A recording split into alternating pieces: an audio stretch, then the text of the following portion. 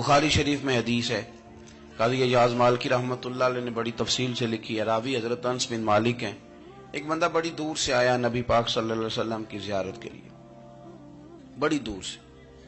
عرب کے جو سردار ہوتے تھے ان کے بڑے ناز نخرے ہوتے تھے، وہ خیر آج بھی ہیں، پروٹوکول کا ماحول آج بھی، یعنی وزیر صاحب کے آگے دو چار گاڑیاں نہ ہوں تو ان کو مزہ ہی نہیں آتا، پولیس والے آگے پیچھے بھاگیں تو حالانکہ ان کو نہیں پتا کہ جو پولیس والے آگے پیچھے بھاگ رہے ہیں نا، یہ حکومت بدلی تو گرفتار کرنے بھی انہوں نے آنا ہے، لیکن وہ بڑا مزہ آتا ہے جب لوگ گاڑی کے پیچھے بھاگتے ہیں۔ کیا بات ہے جناب، بڑی بات۔ اور ہماری طبیعتوں میں پتہ نہیں کون سی، تو نبی پاک صلی اللہ علیہ وسلم کی خدمت میں وہ شخص بڑی دور سے آیا، تو عرب کے بادشاہوں کا مزاج تھا، پروٹوکول بڑا چاہتے تھے، ان کا تو یہ طریقہ تھا کہ حکمرانی کرنی ہے جیسے بھی ہو۔ اگر کسی غلام نے دھوپ میں بندھا رہ گیا، اونٹ اور چھاؤں میں نہیں باندھا تو درے مارتے تھے، اور اگر اس نے کھول کے باندھ دیا تو پھر بھی مارتے تھے، کہتے تھے اتنا سیانا ہو گیا تو انہیں پوچھا ہی نہیں، خود بخود ہی باندھ دیا۔ وہ شخص حضور کی بارگاہ میں آیا اور بہت سارے لوگوں کے پاس کیونکہ وہ جاتا تھا اپنے سربراہ کا پیغام لے کے، تو وہ کانپ رہا ہے جب حضور کی بارگاہ میں گیا، ڈر رہا ہے۔ اب ذرا بات کو سمجھنا، نبی پاک صلی اللہ علیہ وسلم نے اس سے فرمایا کیوں ڈرتے ہو؟ سادہ آدمی ہے، دیہاتی ہے، بدو ہے۔ اللہ کے رسول نے تھپ کی دی، کیوں ڈرتے ہو؟ تو کہتے ہیں حضور مجھے آداب نہیں آتے اور مجھے ڈر آتا ہے، کوئی بات اگر ایسی ہو گئی آپ مدینے کی حکومت کے سربراہ ہیں تو کہیں آپ ناراض نہ ہو جائیں۔ حضرت انس بن مالک فرماتے ہیں بات کہاں کی تھی، پہنچ کہاں گئی؟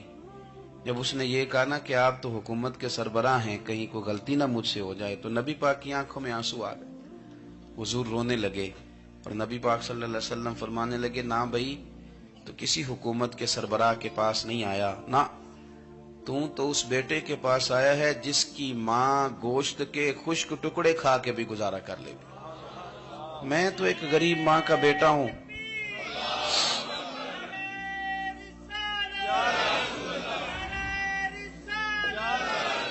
بھائی اگر آپ کا یہ ذوق بن جائے، دیکھو نا آج تو لوگ بھول جاتے ہیں نا، کپڑے بدل لیتے ہیں تو وہ سمجھتے ہیں کہ شاید سارا کچھ ہی بدل گیا، یعنی گاؤں سے آ کر پڑھنے والے بھول ہی گئے ہیں کہ کس کی ماں نے کتنا زیور بیچا تھا۔ لوگ بھول جاتے ہیں چیزوں کو، اپنے ماضی کو یاد رکھیں، آپ لوگوں کے ساتھ پیار کریں، آپ لوگوں کو موقع دیں، آپ تھوڑی سی اور کوشش کریں اس شخص تک جانے کی جو آپ کو مایوس نظر آ رہا ہے، پریشان نظر آ رہا ہے۔ یہ ہمیں میلاد والے محبوب صلی اللہ علیہ وسلم نے درس دی۔ ایک اور پہلو، حضور سید عالم صلی اللہ علیہ وسلم نے، ہمارے ہاں نا ابھی بھی برادری کی تقسیم ہے، ابھی بھی، اور کچھ میں نے ایسے کمزور لوگ بھی دیکھے، یہ اس طرح کی حرکتیں ہارے ہوئے لوگ کرتے ہیں، ہارے ہوئے لوگ جو اپنے آپ کو سمجھتے ہیں کہ میں کوئی بڑا آدمی ہوں۔ بڑا آدمی تو اپنے اخلاق سے ہوتا ہے، اپنے کردار سے ہوتا ہے، اپنی سخاوت سے ہوتا ہے، لوگوں سے پیار کرنے سے ہوتا ہے۔ باقی یہ کہ بیٹھ کے کہانی سنانا کہ میں بڑا کچھ کرتا ہوں، تو جو کچھ کرتا ہوتا ہے اسے سنانے کی کوئی ضرورت ہے؟ ایک اور بہت سارے لوگ آپ تعزیت کرنے جائیں نا والد کے انتقال کے بعد، تو ان بیچاروں کو بتانا پڑتا ہے کہ ابا جی میرے بغیر دوائی نہیں کھاتے تھے۔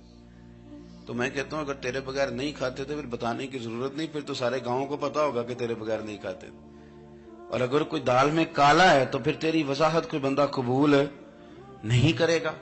تو آپ کو بتانا کیوں پڑ رہا ہے، اور آپ بار بار اس بات کا ذکر کیوں کر رہے ہیں کہ ہم بہت بڑے قبیلے کے ہیں؟ صاحب اگر آپ بڑے قبیلے کے ہیں تو پتہ ہوگا سارے علاقے کو آپ کتنا لوگوں کا خیال کرتے ہیں، آپ کس قدر محبت کرتے ہیں، آپ کا انداز کریمانہ کس طرح کا، پھر آپ کو بتانے کی کوئی ضرورت نہیں ہوتی، پھر خود بخود خبر ہوتی۔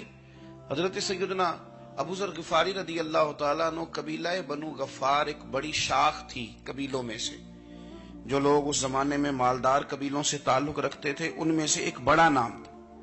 ساری زندگی چودراہٹ کی، لیکن میلاد ایک انقلاب کا نام ہے۔ میں میلاد منانے والے دوستوں سے گزارش کرتا ہوں کہ آپ ہر سال میلاد منائیں، اور ہر سال میلاد کے بعد آپ تھوڑے بدل بھی جائیں، یعنی تھوڑے سے بدل جائیں۔ کچھ لوگ کہیں یار یہ داڑھی میں نے نا 12 ربیع الاول والے دن رکھی تھی، یہ میری میلاد والی داڑھی ہے، اور داڑھی رکھیں بھی نبی پاک کی مرضی کی۔ کس کی مرضی کی؟ نہ ناراض ہو جائے جی میں ٹور چلا، بس کس مرضی کی جی؟ اپنی مرضی کے نہیں۔ داڑھی کا وزن کو نہیں ہوتا کہ پوری مٹھی رکھیں گے تو آپ کو کوئی دقت ہوگی، کوئی وزن نہیں، پوری رکھیں، جو حضور کا طریقہ مبارکہ ہے جو ہمیں ملتا ہے اس پر آپ توجہ فرمائیں۔ تو میں جو بات عرض کرنے جا رہا ہوں وہ میلاد انقلاب ہے۔ حضور سید عالم صلی اللہ علیہ وسلم کی بارگاہ میں آنے سے پہلے لوگ کچھ اور ہوتے تھے اور یہاں سے ہو کے جاتے تھے تو پھر ان میں تبدیلی آتی تھی۔ میں سارا دن کرامتیں سناؤں نا کسی کو اپنے پیر صاحب کی اور اپنے گھر میں بھی کہ میرے حضرت بڑے، میرے استاد بڑے، لیکن بیوی کے ساتھ اگر میں ترش لہجے میں بات کروں گا تو وہ کہے گی یہ سکھاندے نے تینوں پیر صاحب، دوست کہیں گے یہ سکھاتے ہیں آپ کی کہانیاں نہیں چلتی، آپ کا کردار چلتا ہے۔ حضرت ابو ذر غفاری رضی اللہ تعالیٰ عنہ فرماتے ہیں چونکہ میں چودھری تھا، سیدنا بلال حبشی رضی اللہ تعالیٰ عنہ کے پاس میں بیٹھا تھا، کسی بات میں بات آگے بڑھی اور بڑھتے بڑھتے بات شکرنجی تک چلی گئی، رائے کے اختلاف نے باتوں میں تلخی پیدا کر دی، اور جب تھوڑے لفظ اور تیز ہوئے تو میں نے انہیں کہہ دیا چپ کر، تو ابشن کا بیٹا ہے۔ کس کے بیٹے تھے حضرت بلال؟ کہتے ہیں جب انہوں نے مجھے کہا تو میرا دل بڑا ٹوٹا، لیکن میں نے ارادہ کیا کہ میں نے حضور کی بارگاہ میں نہیں عرض کرنی، اب ہر بات کی ہم حضور کی بارگاہ میں شکایت کریں۔ لیکن میں جا کے مسجد میں بیٹھا اور جب سرکار آئے نا، ارادہ نہیں تھا کہ عرض کروں گا، لیکن حضور کا چہرہ دیکھا تو دکھ میرا خود ہی تازہ ہو گیا۔ رونے کا بھی تو تب ہی مزہ آتا ہے نا کوئی اپنا ملے تو۔ فرماتے ہیں کہ میرے آنسو نا بغیر اختیار کے چھلک پڑے اور میں کھل کے روئے، کھل کے۔ قربان جاؤں محبوب کے بھی حضور نے پاس نہیں بلایا بلکہ نبی پاک اٹھ کے خود میرے پاس آئے اور مجھے کنوں سے پکڑ کے سینے سے لگایا، اور جب میں کھل کے رو لیا تو حضور میرے آنسو پوچھنے لگے۔ کچھ شعر ایسے ہوتے ہیں جو کسی نے کہے ہوتے ہیں اور کہنے والا جو ہوتا ہے وہ صاحب حال ہوتا ہے تو اس میں کچھ خوبصورتی زیادہ ہی ہو جاتی ہے۔ ایک پنجابی کے شاعر ہمارے گجرات میں گزرے، بزرگ تھے، ان کا ایک شعر ہے، وہ کہتے ہیں ایک واری میری آنکھیاں چوں اونا نے اتھرو پونجے سن، ایک واری میری آنکھیاں چوں اونا نے اتھرو پونجے سن، ہن تے چسکا پی گیا رونے دا۔ ایک واری میری آنکھیاں چوں اونا نے اتھرو پونجے سن، ہن تے چسکا پی گیا رونے دا تے ہر ویلے آہو زاری دا۔ تو میں روز رونے لگا ہوں، مزہ ہی بڑا آیا ہے جب سے محبوب نے چپ کرانا شروع کیا۔ میرے عزیز، اور پھر حضرت بلال حبشی رضی اللہ تعالیٰ عنہ چونکہ حضور کے غلام تھے اور انہیں پتا تھا کہ سرکار میری ناز برداری کرتے ہیں، حضور نے چپ کرایا۔ فرمایا کیوں روتے ہو؟ تو عرض کرنے لگے یا رسول اللہ صلی اللہ علیہ وسلم، اگر میں ابشن کا بیٹا ہوں تو میری تو غلطی کوئی نہیں نا، یہ تو تقسیم اللہ کی ہے نا۔ الذی خلقک فسواک فعدلک فی ای صورت ما شاء رکبک، جس طرح وہ چاہتا ہے، جس کو چاہتا ہے اس طرح کی اس کی صورت بنا دیتا ہے۔ تو مجھے ابشن کا بیٹا کہا جاتا ہے، میری غلطی کیا ہے؟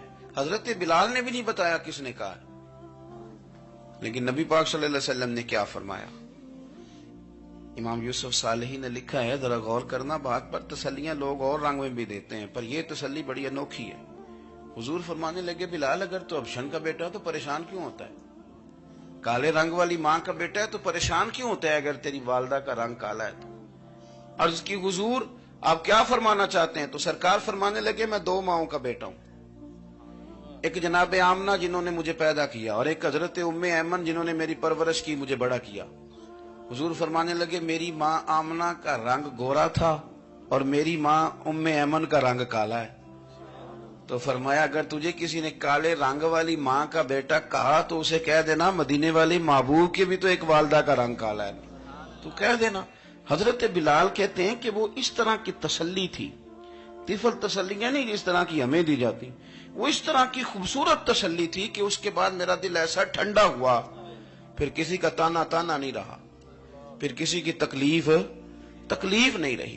رسول پاک صلی اللہ تعالی علیہ وسلم نے یہ جو آج تقسیم ہے ہمارے ہاں اونچ نیچ کی، چھوٹے بڑے کی، ذات برادری کی، حضور فرماتے ہیں میں نے پاؤں کے نیچے رکھ کے کچل دی، اب اس کا کوئی سٹیٹس نہیں رہا، اب یہ کوئی معاملہ نہیں۔ پھر میرے بھائی ایک معاملہ ہمارے اندر جو اور بڑی شدت کے ساتھ آیا ہے اور جس نے بڑا زور پکڑا ہے وہ یہ ہے کہ ہم نا پڑھے لکھے لوگوں سے معذرت کے ساتھ، پڑھے لکھے لوگوں کا بھی ایک مسئلہ ہے، وہ دوسروں کو جاہل کہنا ضروری سمجھتے ہیں، الا ماشاء اللہ۔ میں اکثر کہتا ہوں کہ یہ تو آسان کام ہے نا، آپ نے کہہ دیا جائل نے جی سارے پنڈ والے، یہ تو بڑا آسان کام ہے، تو جان چھڑانے والی بات ہے۔ ان پڑھ ہیں جی اس قوم دا کچھ نہیں بن سکتا، بھی تو آسان کام ہے، جان چھوٹ گئی۔ میں بھی کھڑا ہوتا ہوں نماز جنازہ کی امامت کرنے کے لیے، کبھی تو کہہ دیتا ہوں کہ جناب آج لوگوں کو نماز جنازہ کی دعا نہیں آتی، تو سوچتا ہوں کہ اگر کسی نے کھڑا کر کے پوچھ لیا کہ آپ نے کتنے لوگوں کو یاد کرائی ہے، ہم نے کبھی کہا کہ آؤ بیٹھو یاد کراؤں، تو اس کا جواب کیا ہے؟ تنقید کرنا آسان کام ہے اور تعمیر کرنا یہ مشکل مرحلہ ہے۔ عزیز دوست، ہمارے ہاں نا ان پڑھ بندے کے ساتھ اور اس بندے کے ساتھ جس کی سوچیں محدود ہیں، ہمارا رویہ اتنا تلخ ہوتا ہے۔ بھئی مزہ تو تب آتا ہے نا جب آپ کو، کچھ لوگ کہتے ہیں میں اچھے کے ساتھ اچھا ہوں، تو اچھے کے ساتھ تو ساری دنیا اچھی ہوتی ہے، آپ نے اس میں کیا کمال کیا؟